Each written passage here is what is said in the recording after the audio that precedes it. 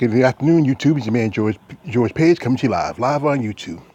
Well, this was a great weekend for women boxing. I mean, you had three good fights that came up, both of them in the middleweight division. You had the Alicia Napoleon Espinoza versus El Cerrus, and that was a exchange of titles. As you know, Napoleon lost the title to Cerrus, which may be a possible future rematch between those two.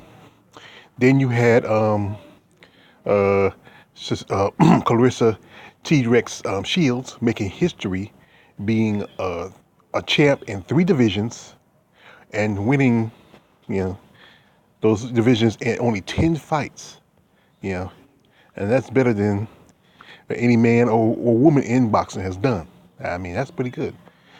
And then last night you had Frachon Crews-Dezurn, fighting uh,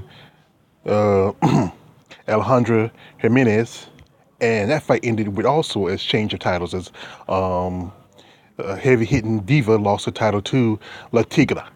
Now I saw that fight too because I got to watch it because I was like trying to find it because I don't have the zone. I ain't gonna pay $20 for the zone, no. So I just look on YouTube, and YouTube always post it.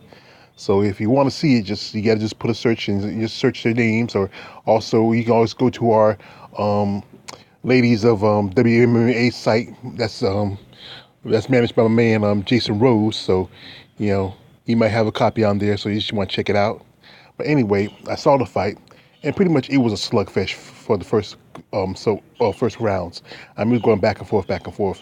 Jimenez was coming like a truck. It kind of reminded me of that scene in Rocky, where he just like dropping his head and just going at Apollo Creed.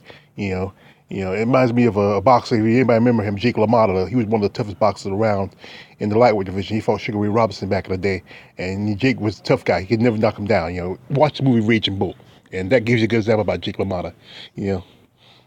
But anyway, Jimenez was coming and the zone was still she was throwing they were throwing haymakers. I mean, not to fight, but most of the time, Finson was just holding her down by the neck, pushing her down, and that was just like some like I remember I saw that shit when Conor McGregor was fighting Mayweather. I mean, he's like trying to wrestle him, but I mean there was just throwing haymakers. I mean, and I say Jimenez is a tough woman. I mean, she was taking those shots like a champ. And and to the point where it's just that I'm surprised that way how hard Jimenez was hitting the zone that she didn't go down. I mean, but at one point during the fight they did fall down, but it was more like they just struggled and fell altogether. And the referee kept warning Cruz DeZone Cruz about Cruz DeZone whatever Marine strike about putting Jimenez's head down, and then she was just looked like she was getting a little sluggish, weared out, but she was still going, still holding, standing. I mean, she never got knocked down. You can give her that for that because as you know, if you know anything about Alejandra Jimenez, she was a heavyweight in Mexico, and she was coming down from heavyweight to super middleweight. And when they did the weigh-in, she actually, Frachon Crews-Dezurn actually outweighed her by 4 pounds. But technically, truthfully, she was a big girl. And I think coming down from from heavyweight to super middleweight was a good move for her because, she dropped a lot of weight. She could do a little more. She could move more. When you're up in the heavy division, it's a lot heavier, but we take off a lot of that extra weight. It really helps you. But anyway, one point about the towards the end of the ninth round, Franchon's hairpiece was coming off. And from what I heard from some people, because I didn't really see, when I watched the fight, I was watch like cuts and clips of it. But when it said that her corner man said, take the damn shit off. I mean, at one point where just maybe the last few seconds of that ninth round, she had a hairdresser come work on her head. But it was a pretty intense fight. The ladies went and they kept on going, and by the time to the fifth round, Fajan's a little mane was gone. I mean, but next time, just the rule is you don't fight with like kind of hair pieces. You know, just, okay, you just braid your hair, come in the ring. I mean, you don't need no hair piece. I mean, it's not good. You know, I know she's a fashion a fashionista back from Baltimore, and she's a singer. But this is boxing. You don't need to look pretty all the time. This is a fight game.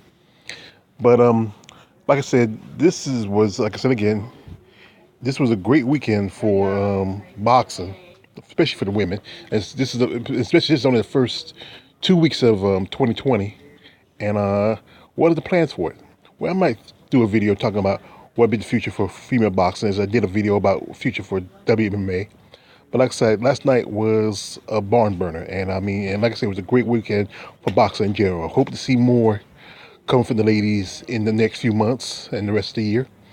So, it's congratulations both fighters. Congratulations on Jimenez becoming both for WBO and WBC champion. And maybe next time we might see Frachon in another fight sooner or later. Maybe another title shot or just something, just to keep her in the loop. The man George Page. Like, subscribe. Don't like, subscribe. I'm out.